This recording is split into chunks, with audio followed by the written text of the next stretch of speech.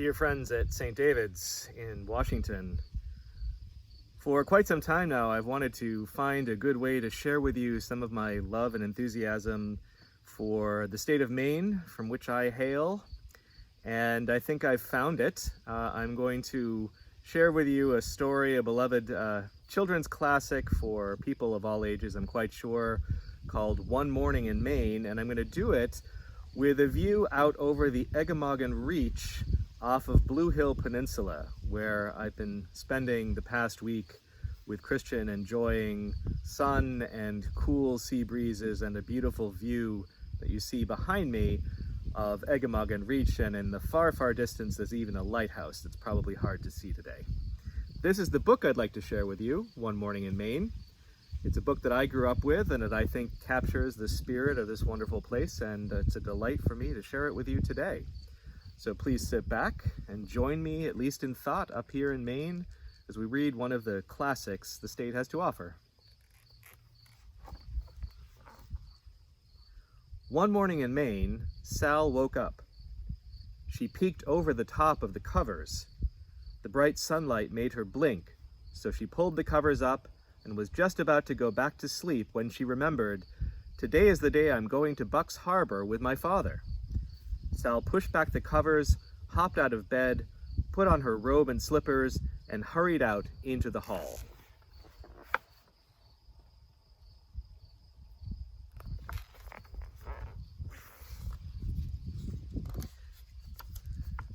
There was little Jane just coming out of her room.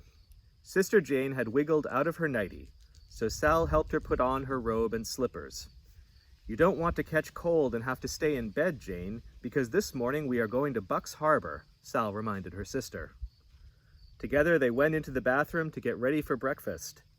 Sal squeezed out toothpaste on Sister Jane's brush and said, "Be careful, Jane, and don't get it in your hair." Then she squeezed some toothpaste on her own brush.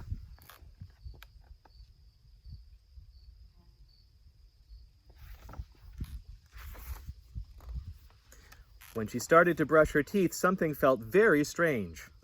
One of her teeth felt loose.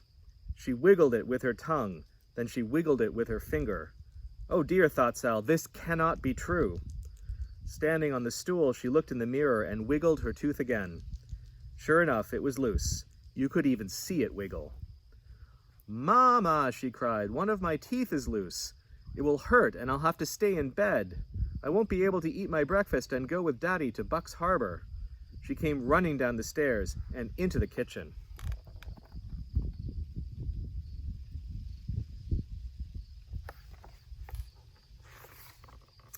"Why, Sal," said her mother, "that's nothing to worry about. That means that today you've become a big girl. Every day, everybody's baby teeth get loose and come out when they grow up. A nice new, bigger and better tooth will grow in when this one comes out." "Did your baby teeth get loose and come out when you grew to be a big girl?" Sal asked her mother. "Yes," she answered, "and then these nice large ones grew in. When Penny grew to be a big dog, his puppy teeth dropped out too." "And will Jane's get loose too?" asked Sal. "Yes," said her mother, "but not for a long time, not until she stops being a baby and grows up to be a big girl like you. Jane is so young that she hasn't even grown all her baby teeth yet. Now let's all go upstairs and brush our hair and get dressed for breakfast."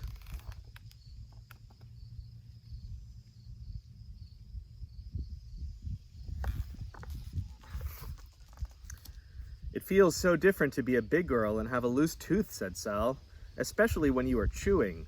When is it going to come out?"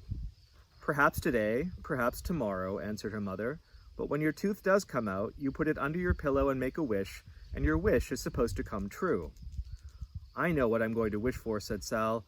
"A nice cold choco—" "But you mustn't tell anybody your wish or it won't come true," cautioned her mother. "It's supposed to be a secret wish. Now finish your milk, Sal, then you can go out on the beach and help your father dig clams for lunch." "I'm a big girl, and I can help him dig a lot of clams fast," said Sal, "so we can hurry up and go to Bucks Harbor."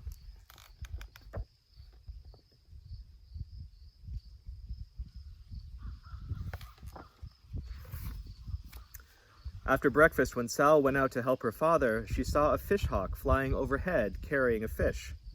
"I have a loose tooth," Sal called up to the fish hawk. The fishhawk flew straight to her nest on top of a tree without answering. She was too busy feeding breakfast to her baby fishhawk. Sal wondered for a moment if the baby fishhawk had any teeth to chew his breakfast. Then she started on down toward the beach, where her father was digging clams.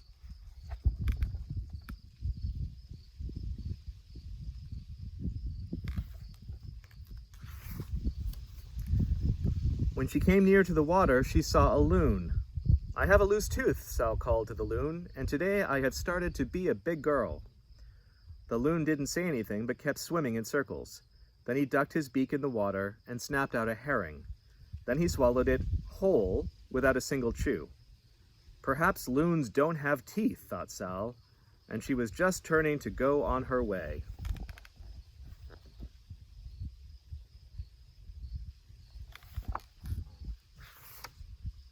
When a seal poked his head up out of the water. "I have a loose tooth," Sal said to the seal, and the seal, being just as curious as most seals, swam nearer to have a good look. "See," said Sal, and she walked closer, right down onto the slippery seaweeds at the water's edge. The seal swam nearer, and Sal was stooping nearer when...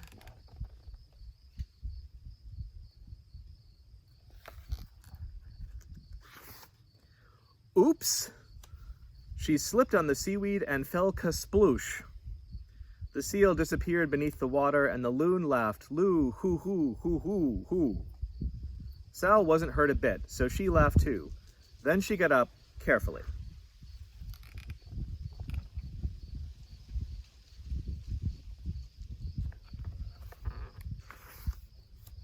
And started on down the shore to help her father dig clams.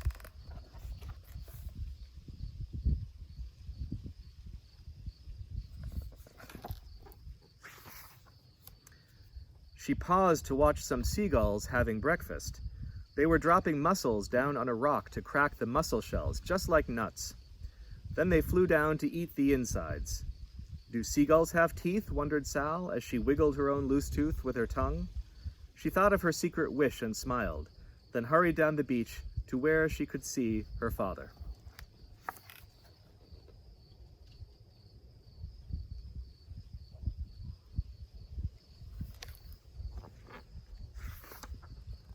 "Daddy, I have a loose tooth," she shouted. "And when it drops out, I'm going to put it under my pillow and wish a wish. You can even see it wiggle."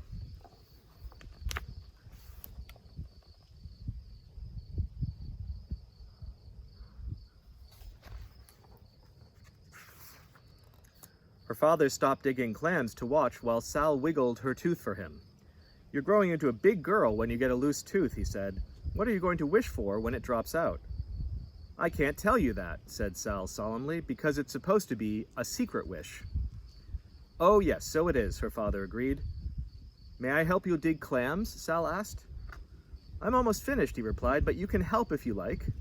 First, you must take off your shoes and socks and roll up your pants too, so that they won't get all wet and muddy."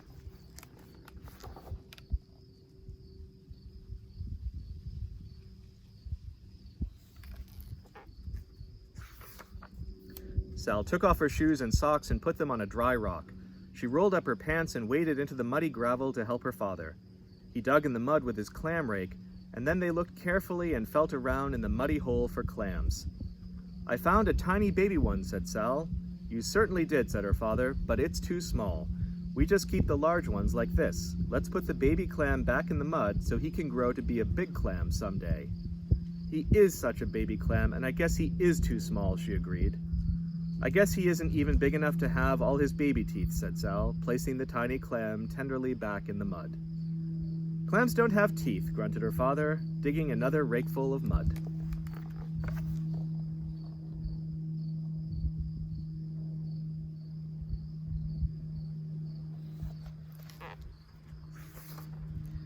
"Not even big clams have teeth?" asked Sal. "Not even big clams," her father assured her. "Do baby fishhawks and big fishhawks have teeth?" asked Sal. "No," said her father. "Do loons have teeth?" she asked. "And gulls?" "No." "Do seals have teeth?" "Yes, they have them," he answered. "And do their teeth get loose like this?" asked Sal, opening her mouth to show her loose tooth.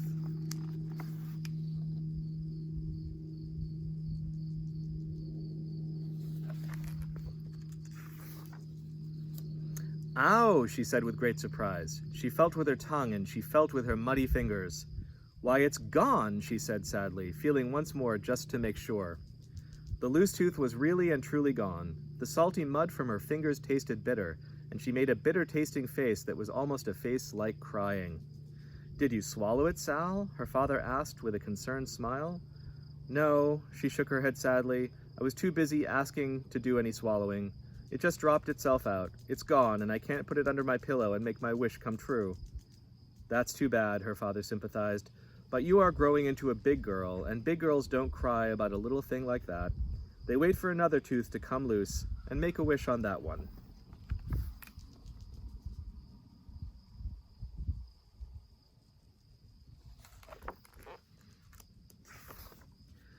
"Maybe we can find my tooth where it dropped," said Sal, hopefully feeling around in the muddy gravel where the clams live. Sal's father helped her look, but a muddy tooth looks so much like a muddy pebble, and a muddy pebble looks so much like a muddy tooth that they hunted and hunted without finding it. "We'll have to stop looking and take our clams back to the house, Sal," her father said at last, "or we won't have time for the trip to the village." He washed off the clams in the clean salt water of the bay, and Sal reluctantly stopped looking and waded in to wash the mud from her feet and hands. "I guess some clam will find my tooth and get what I wished for," said Sal. "If we come back here tomorrow and find a clam eating a chocolate ice cream cone, why, we'll have to take it away from him and make him give me my tooth back too," she said.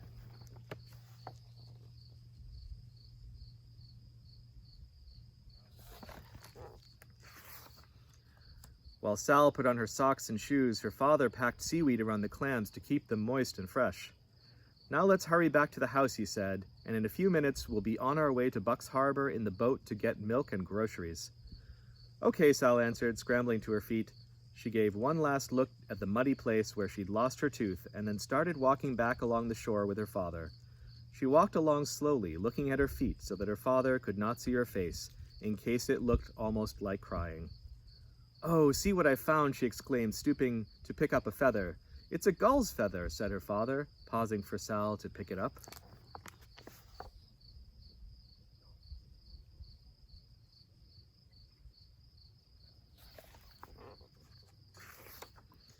"Did a gull lose it? Will another feather grow in where this one dropped out?" asked Sal. "Yes, Sal, that's right," answered her father. "Maybe seagulls put dropped-out feathers under their pillows and wish secret wishes," Sal suggested. "Seagulls don't use pillows, but I suppose they can make wishes," her father said. "Then I'll make my wish on this feather," Sal decided. "Perhaps the seagull has already made a wish on that feather, and the wish is used up," suggested her father. "Oh no," said Sal definitely. "He didn't, you see. I guess because he was too busy flying and not looking back. He didn't notice it was loose when he brushed his feathers this morning, so he didn't expect it would drop out. He doesn't even know it's gone," she convinced herself. She closed her eyes tight and wished her secret wish.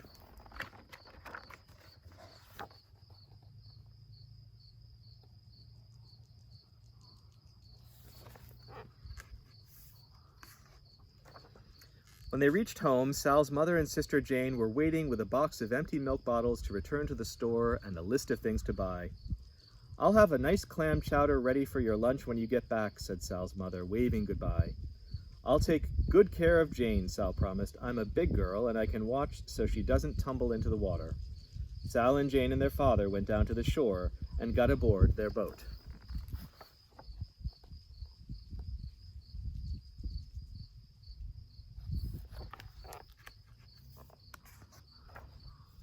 Sal and Jane put on their life preservers while their father prepared to start the outboard motor. He pulled and he pulled on the rope to start it, but the outboard motor just coughed and sputtered and wouldn't start.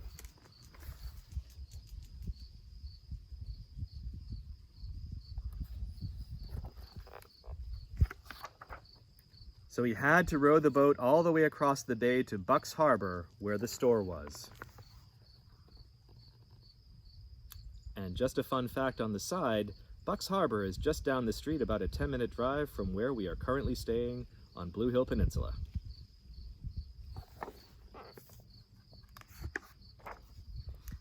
The harbor was full of boats, and Sal's father rowed their boat among them, up to a landing, and tied it so it would not drift away while they were at the store.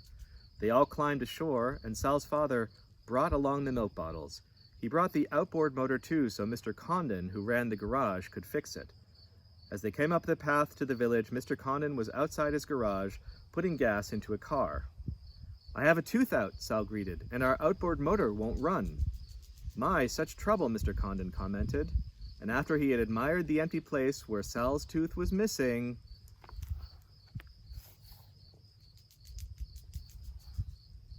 side note, Condon's garage is still there and still looks pretty much like this.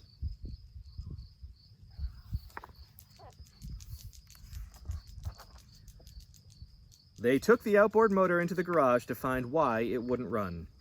Mr. Condon pinched a little with his pliers, tunked a bit with his hammer, and then, after selecting a large wrench, he took out the spark plug. "Came right out, just like that tooth of yours, didn't it, Sal?" he said, holding it up to the light.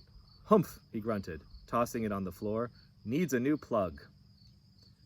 Sal was just about to ask how long it would take for a new spark plug to grow in when Mr. Condon reached up on the shelf.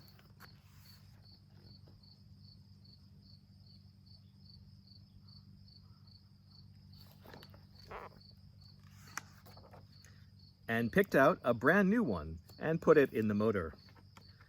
Sal picked up the old spark plug and handed it to Sister Jane. Jane was so little that she didn't understand about secret wishes. Jane was so little that she couldn't even say ice cream cone. So Sal wished the secret wish for Jane on the spark plug. Mr. Condon pulled the rope and the motor started right up, just as good as new. Sal's father thanked him and picked up the motor and the milk bottles. Jane carried her spark plug, Sal carried her feather, and they said goodbye and walked across the street to where Mr. Condon's brother kept store.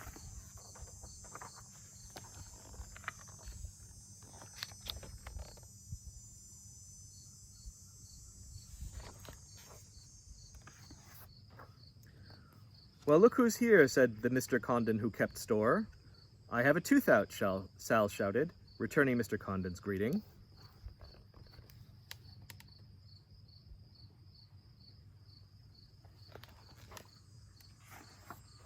She showed the empty place where her tooth had been, first to Mr. Condon, then to Mr. Ferd Clifford and Mr. Oscar Staples, who were sitting in the store talking about trapping lobsters and how the fish were biting. "Don't put your tongue in the empty place," Mr. Clifford advised, "and a nice shiny gold one like mine will grow in." "But I didn't know soon enough," said Sal, looking confused. "Haw," said Mr. Condon, chuckling, "don't you go worry. And about everything these jokers suggest, I don't suppose," he added, opening up his freezer, "that you could eat an ice cream cone with one of your teeth out."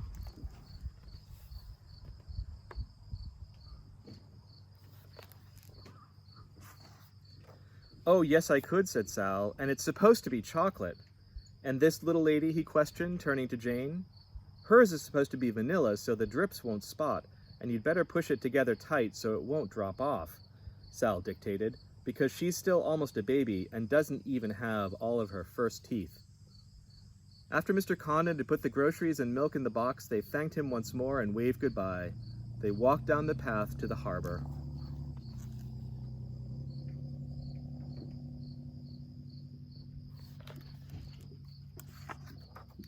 And down the runway to the float where their boat was tied. They all climbed aboard, carrying the outboard motor, the box of milk and groceries, the feather, the spark plug, and the ice cream cones. While their father fastened the outboard motor to the boat, Sal and Jane finished their ice cream cones. "I want more," Jane demanded. "Silly," exclaimed Sal, "our wishes are all used up." Then she remembered that she was growing up, and just like a grown-up, she said, "Besides, Jane, 2 ice cream cones would ruin your appetite. When we get home, we're going to have..."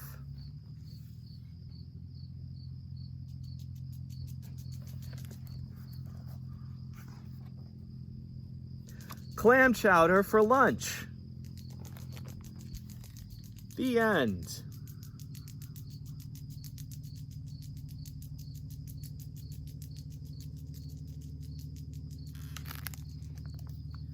Well, I hope you enjoyed this telling of One Morning in Maine, the classic by Robert McCloskey, and especially enjoyed joining me here in Maine, just down the road from where much of this story actually took place, which we discovered by accident this week.